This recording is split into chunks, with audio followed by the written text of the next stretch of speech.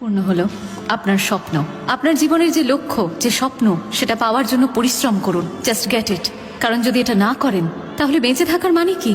ভয় ভয় বাঁচার নাম জীবন নয়। জীবন অনেক বেশি মূল্যবান। নিজেকে কখনো দুর্বল ভাববেন না।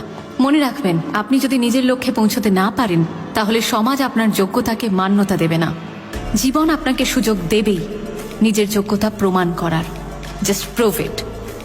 Awake, arise. লক্ষ্যে না পৌঁছানো অবধি হার মানবেন না। Thank you.